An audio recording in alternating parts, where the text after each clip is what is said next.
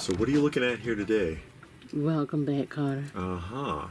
That was actually a pretty good show up until the last season because Gabriel Kaplan was having a lot of issues with the direction the show was going in. He was fighting with writers and producers, and so he wasn't even on the show except for like the last couple episodes. And then John Travolta, of course, was on other projects, so he was barely on the show but a handful of episodes because he was filming Grease and he was filming Saturday Night Fever and moving on with his career.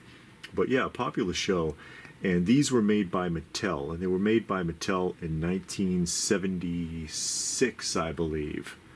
And they're 9-inch figures, and this is another example of Mattel cutting corners by using the Sunshine Family body molds. There they are again, folks. The Sunshine Family bodies with the big karate chop hands that are not very functional.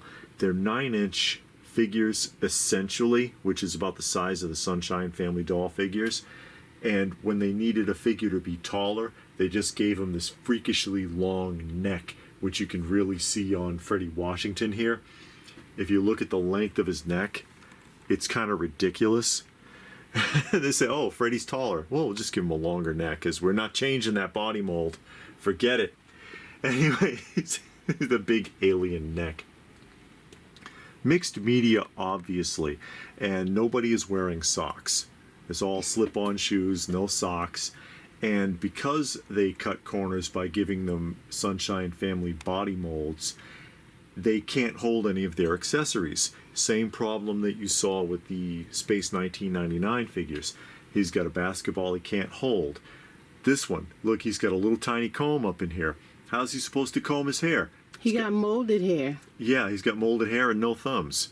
I mean, it's like, how's he supposed to do it? It doesn't work. There's your basic lineup. These are the only 5 figures that were made for the series. Likeness is not very close, especially Horshack. That barely looks like Horshack. Same artwork on all 5 figures. The artwork's good, but it's the same artwork for all 5 figures. And on the back of the card, you have this kind of rudimentary sketch of each of the 5 figures. And it tells you who they are and what they come with. So Epstein with a bandana. Oh, great. They gave him a piece of cloth. Mr. Kotter with attaché case. You get the idea. Now, these cards are extremely flimsy.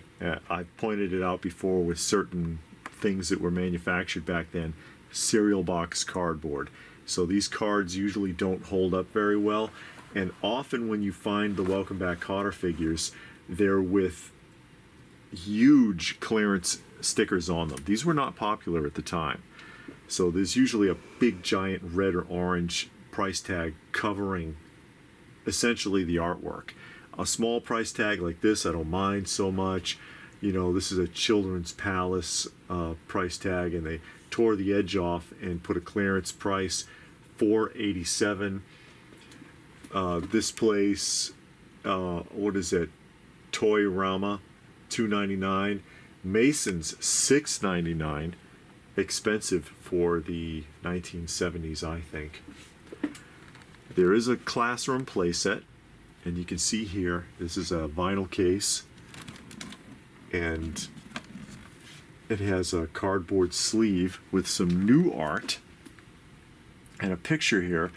Essentially, it's a vinyl classroom because it is the case, and it's got all these plastic furnishings that you assemble. Same thing on the back here. And you can see where one of those clearance stickers was on the back. And inside here, because it's not attached, I can show you. You get that artwork. So a different printing of the same essential artwork, kind of, because you see Mr. Kotter's always in that pose in the corner. Welcome back, Kotter. is the outside of the school building. And then you open up the vinyl case. There's a little hook there. And you can see mine hasn't ever been used because all of the plastic furnishings are still on the trees. The globe and some desks and chairs and such. Still sealed up in here. Now there is a deluxe set,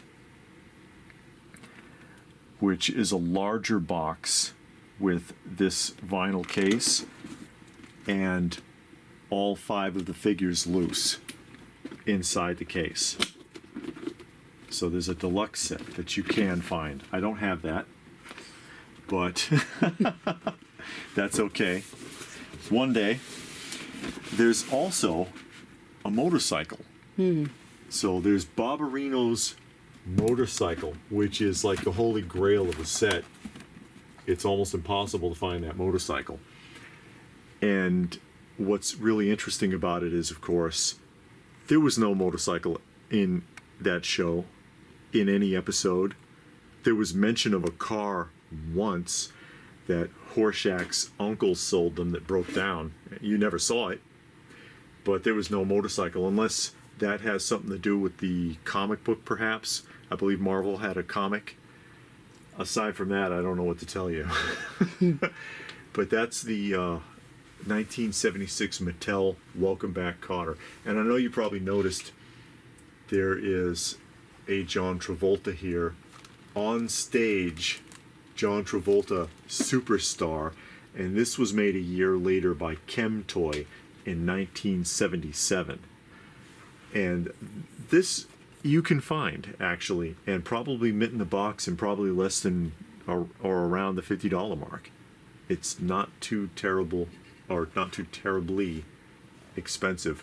On the back you get your portrait there, autographed by John Travolta. Best wishes from John Travolta. And then I love how they just kind of reverse it, see? Left side, right side. They just kind of flip it around. Well, no one will notice. John Travolta, Superstar. His face is gigantic. Yeah, he does have a big face. At least he looks happy. Yeah. But again, that was a Chemtoy production. One of the few, I guess, dolls that they ever made. Usually Chemtoy did stuff like this. Like you see the, Welcome Back, Kotter. The Fat Albert figurines. They made a lot of figurines and they made a lot of rack toys and stuff like that. But usually they didn't do stuff like this.